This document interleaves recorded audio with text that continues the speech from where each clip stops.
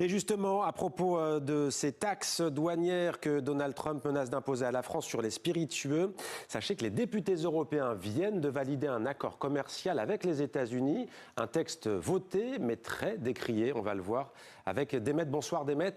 On peut dire très controversé même. Absolument. D'abord, regardez ces images. Le texte a été largement approuvé par les eurodéputés à Strasbourg.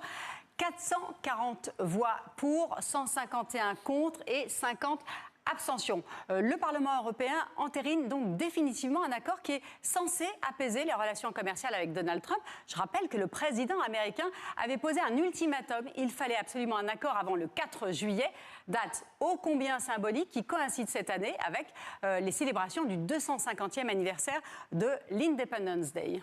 Et Demet, dites-nous maintenant en quoi ce texte est inégal, déséquilibré et d'ailleurs particulièrement en défaveur des Européens.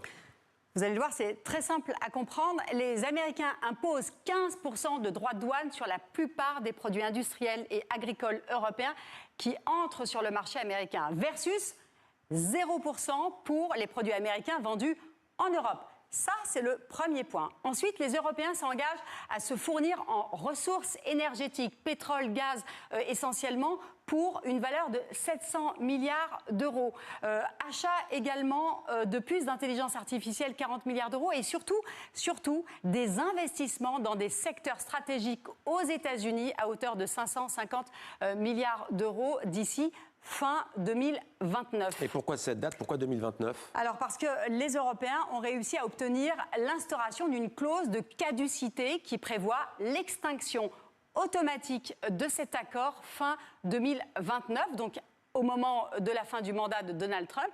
Parmi les autres garde-fous, Bruxelles a aussi réussi à négocier la suspension du pacte douanier si Washington ne supprime pas d'ici la fin de cette année la surtaxe de 50% imposée sur les produits dérivés d'acier et d'aluminium.